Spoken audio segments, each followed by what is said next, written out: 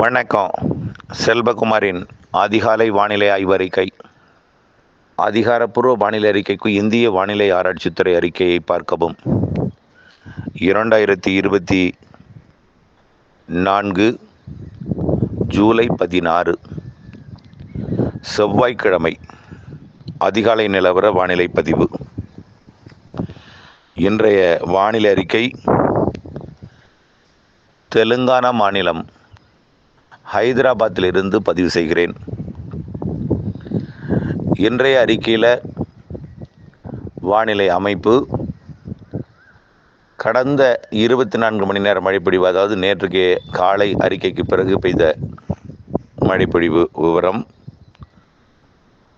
வரக்கூடிய மணி நேரங்கள் இப்பொழுதிலிருந்து எப்படி இருக்கிறது வானிலை அமைப்பு, மழைப்பொழிவு, வரக்கூடிய நாட்கள் எப்படி இருக்கும், உங்களுக்கு மழை எப்படி இருக்கும், இதெல்லாம் இதில் பதிவு செய்கிறேன். வானிலை அமைப்பை பார்த்தீங்கன்னா, ஒடிசா ஆந்திர பிரதேசம் இடைப்பட்ட பகுதியில் வளிமண்டலத்தில் கடற்கரையை ஒட்டி ஏற்பட்டிருந்த இந்த காற்று சுழற்சி ஏற்கனவே நேற்று முன்தினமே காற்றழுத்த தாழ்வு நிலையானது, நேற்று காற்றழுத்த தாழ்வு பகுதியானது என்று அறிவித்திருந்தோம். நேற்று முன்தினமே காற்றழுத்த தாழ்வு பகுதியானது இந்திய வானிலை ஆய்வு நிறுவனம் முறைப்படி அறிவிக்கும் என்றும் முறைப்படி அறிவித்து விட்டது. இந்த காற்றழுத்த தாழ்வு பகுதி குஜராத் கரையோரமாக, அதாவது அரபிக் கடலோரமாக குஜராத் மற்றும் அதனை ஒட்டிய மகாராஷ்டிரா பகுதி கரையோரமாக நீடித்து கொண்டிருக்கூடிய வளிமண்டல சுழற்சியுடன் இணைப்பை ஏற்படுத்தி கொண்டு தென்மேற்கு பருவமழையை தீவிரப்படுத்தி இருக்கிறது. அதாவது ஒடிசா கடலோரம் ஏற்கனவே பாகிஸ்தான் பகுதியில் நீடித்து கொண்டிருந்தது, செயலிழந்தது. ஒடிசா கடலோரம் ஒரு காற்று சுழற்சி உருவாகி காற்றை தொடர்ந்து கட்டுப்படுத்தி வைத்திருக்கிறது. அதாவது ஒட்டுமொத்தம் எல்லா காற்றும் கேரளா வழியாக நுழையாமல் அரபிக்கடலின் குஜராத் முதல் கன்னியாகுமரி வரைக்கும் நுழையும் வகையில் அது வழி நடத்துகிறது கட்டுப்பாட்டு அமைப்பாக. இருந்தாலும் ஒட்டுமொத்த 100% தென்மேற்கு காற்றில் 50% காற்று குஜராத் மற்றும் மகாராஷ்டிரா வழியாகவும், மீதம் இருக்கக்கூடிய 50% காற்று கோவா, கர்நாடகா, கேரளா வழியாகவும் நுழைகிறது. இதன் காரணமாக நாடெங்குமே மழை தான். பாகிஸ்தான் எல்லையோர அந்த பஞ்சாப் மற்றும் காஷ்மீரை ஒட்டிய பகுதியை தவிர பிற பகுதி எல்லாமே மழை தான். சில இடங்களிலே தூறல் சாரல், சில இடங்களிலே கனமழை, சில இடங்களிலே தொடர் சாரல், தொடர்ந்து குளிர்காற்றுடன் சாரல் என்று வானிலை நாடெங்கும் இதே வானிலை தான். குறிப்பாக தமிழ்நாட்டில் நீலகிரி மாவட்டத்திலையும் வால்பாறையிலையும் நல்ல மழை பொழிந்திருக்கும் கேரளாவை விட. காரணம் என்னென்னா, வளிமண்டல சுழற்சி என்பதனால மேலடுக்கில் தான் வலுவாக காற்று வந்து மேற்கு, அதாவது அரபிக்கடல் காற்று கொஞ்சம் மேலடுக்கில் ஏற்றப்பட்டு மலைப்பகுதிகளில் மழையால் தடுக்கப்பட்டு குளிர்விக்கப்பட்டு மழைப்பொழிவை ஏற்படுத்துகிறது. நேற்றைக்கு கேரளாவில் கூட 9 சென்டிமீட்டர் தான் அதிகபட்ச மழை. ஆனால் சின்ன கல்லரில் பார்த்திங்கன்னா 13 சென்டிமீட்டர் மழை. இதே போல் கோயம்புத்தூர் மாவட்டம் வால்பாறை பகுதியெல்லாம் நேற்றைக்கு 9 சென்டிமீட்டர், 8 சென்டிமீட்டர் சோலையாறு, அதே போல் நீலகிரி மாவட்டம் தேவாலெல்லாம் 7, அவலாஞ்சி, இதெல்லாம் பார்த்திங்கன்னா நல்ல மழைப்பொழிவு பொழிந்திருக்கிறது. இது அதற்கு அப்புறம் நேற்றைக்கு பகலில் இதை விட கூடுதல் மழைப்பொழிவு பொழிந்திருக்கிறது. நீலகிரி வால்பாறையில் கன்னியாகுமரி முதல் குஜராத் வரைக்கும் மழை தான். இதில் நாம் அறிவித்தது போலவே திருநெல்வேலி, தென்காசி, கன்னியாகுமரி மாவட்டம், ஏன் விருதுநகர் மாவட்டம் ராஜபாளையம் கூட நேற்றைக்கு மழை தான். ராஜபாளையம் மலைப்பகுதி, மேற்கு பகுதி, அதே போல் தேனி, கொடைக்கானல் மலைப்பகுதி எல்லாமே.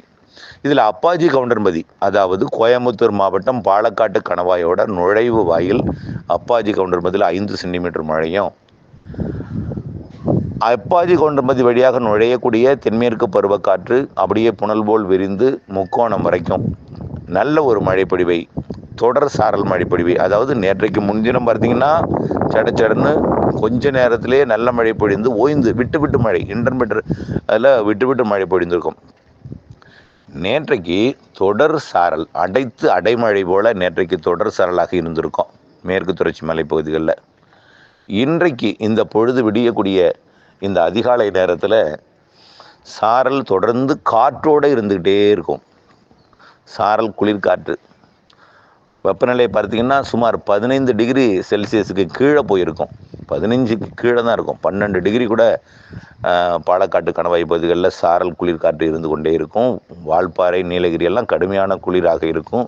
சாரல் மழை பொழிவு தொடர்ந்து பொழிந்து கொண்டே இருக்கும். இதில் வயநாடு, குடகுல நல்ல மழை பொழிவு பொழிந்திருக்கிறது. ஏற்கனவே கபினி நிறைந்திருக்கிறது. கபினிலிருந்து 2 டிஎம்சி தண்ணீர் வந்து கொண்டிருக்கிறது. 11,500 கனஅடி தண்ணீர் 24 மணி நேரம் வந்தால் 1 டிஎம்சி. இப்போ 20,000 கனஅடிக்கு மேல் வந்து கொண்டிருக்கிறது.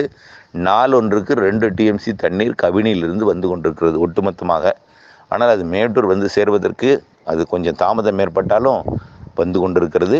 இதில் நேற்றைக்கு 23 சென்டிமீட்டர் வரைக்கும் குடகு பகுதிகளிலையும் வயநாடு பகுதிகளிலையும் பொழிந்திருக்கு. வயநாடு பகுதியில் குறைவாக பெய்தாலும் குடகு பகுதியில் நேற்றைக்கு ஒரு 23 சென்டிமீட்டர் வரைக்கும் பொழிந்திருக்கு. ஆகையினால் அந்த தண்ணீர் கொஞ்சம் கூடுதல் நீர் வரத்தை கொடுக்கும்.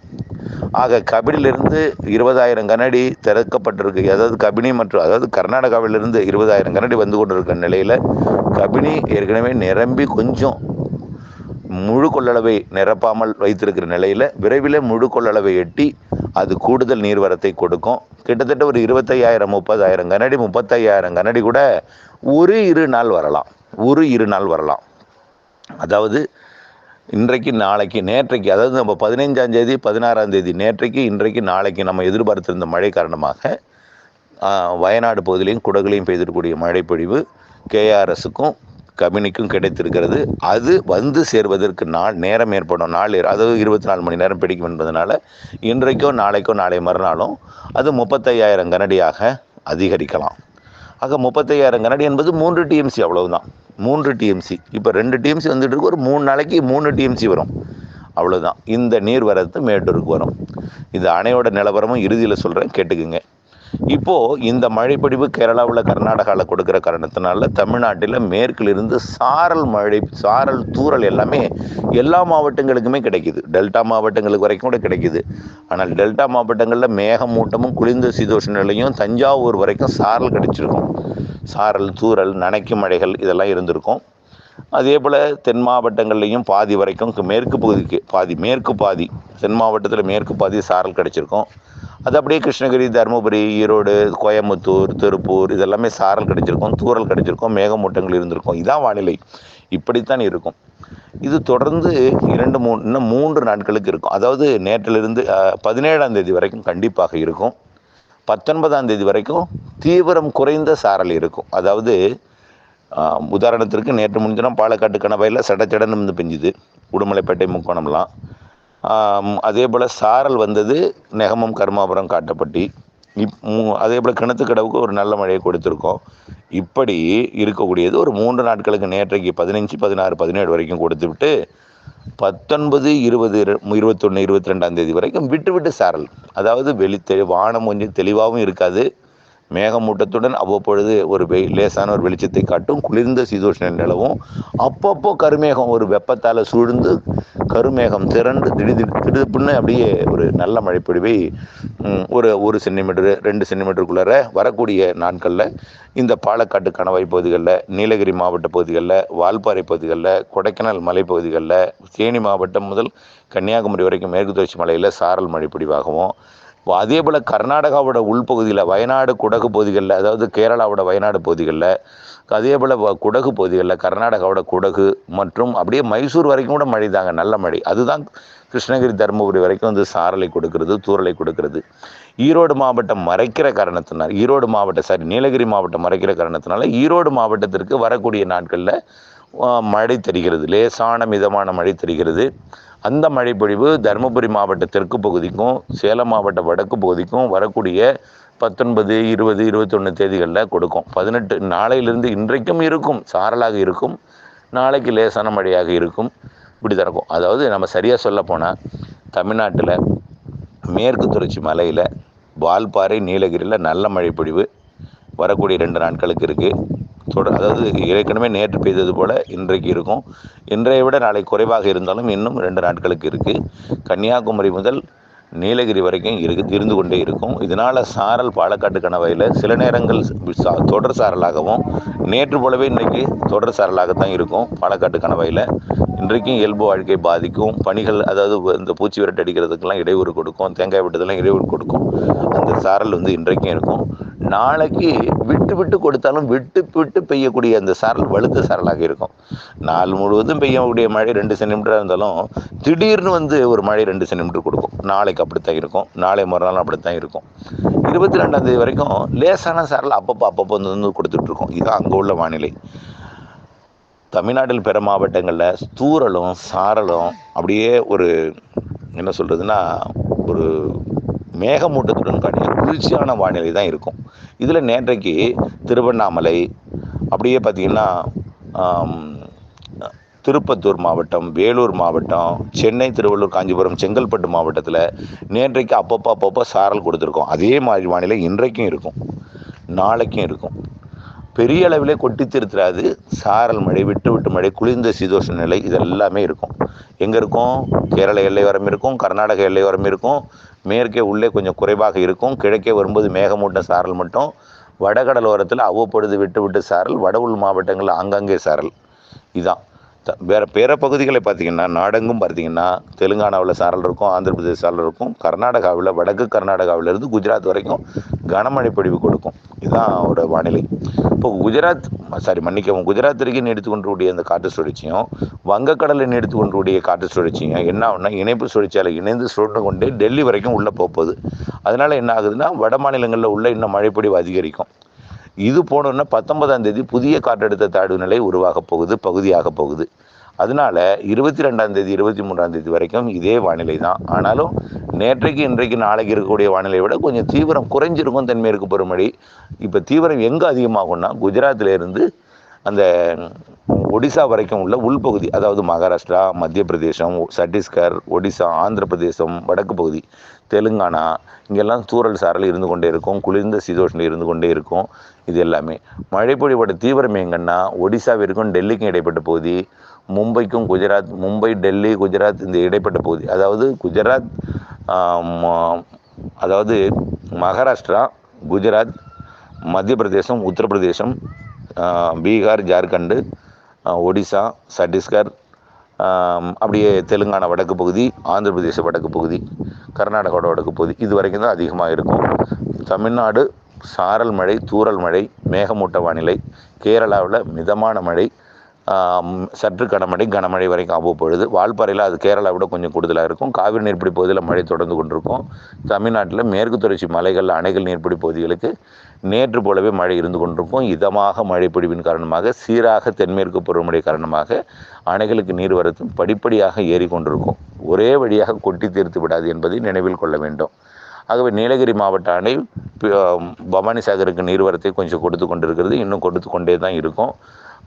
ஆகஸ்ட்டு 15க்கு மேலே தான் பிக்கப் ஆகும். நல்லா புரிஞ்சுக்கோங்க. ஆகஸ்ட் 15க்கு மேலே தான் தென்மேற்கு பருவமழை பிக்கப் ஆகும்னு சொல்லியிருக்கோம். அதே நேரத்தில் மேட்டூருக்கு இப்போ 2 டிஎம்சி வந்து கொண்டிருக்கிற நிலையில் 3-4 டிஎம்சி ஒரு 2-3 நாளைக்கு வந்து மீண்டும் 2 டிஎம்சியாக குறைஞ்சிரும்.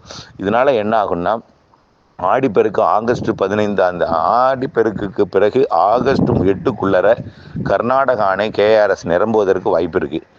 நிரம்பிட்டுனா அங்கிருந்து கூடுதல் நீர் வரும். இதெல்லாம் கணக்கிட்டு பார்க்கும் பொழுது திறப்பதற்கு ஏற்ற மேட்டூர் நீர் இருப்பு என்பது, அதாவது 50 டிஎம்சியை வரக்கூடிய ஆகஸ்ட் 15க்குள்ளரை எட்டும், ஆகஸ்ட் 10க்குள்ளரே எட்டுறதுக்கு வாய்ப்பு இருக்குது. திறப்பதற்கு ஏற்ற அந்த 50 டிஎம்சி தேவையான டிஎம்சி இருக்கும். ஆனாலும் அதிலேருந்து ஏறுமுகத்துக்கு கொஞ்சம் அதிகமாகும். கிட்டத்தட்ட ஆகஸ்ட் இறுதியிலையோ செப்டம்பர் முதல் வாரத்திலையோ 100 அடியை மேட்டூர் எட்டுவதற்கு வாய்ப்பு இருக்குது. ஆகஸ்ட் இறுதி அல்லது செப்டம்பர் முதல் வாரம் 100 அடி எட்டுவதற்கு வாய்ப்பு இருக்குது. ஆகவே திறப்பதற்கு ஏற்ற வானிலை நீர் இருப்பு இருக்கிறது என்று நம்ம திறந்து விட்டாலும், அப்பொழுது புதிதாக தண்ணீர் இருக்கிறது என்று விதைத்து விட்டால் அது பருவமழையில் அது அறுவடை சிக்கிக்கொள்ள வாய்ப்பு இருக்கிறது. இவையெல்லாம் நீங்கள் இந்த பருவத்தில் பயிர் செய்ய நீங்கள் திட்டமிட்டு கொள்ள வேண்டும். அதை மட்டும்தான் நீங்கள் கணக்கிடணும். தண்ணீருக்குன்னு நம்ம பாட்டுக்கு விதைத்து விடக்கூடாது என்பதை தெரியப்படுத்த விரும்புகிறேன். ஆகவே ஒட்டுமொத்த வானிலையை பார்க்கும் பொழுது மீண்டும் ஒரு முறை கேட்டு பயன்பெற அன்போடு கேட்டுக்கொள்கிறேன். நன்றி.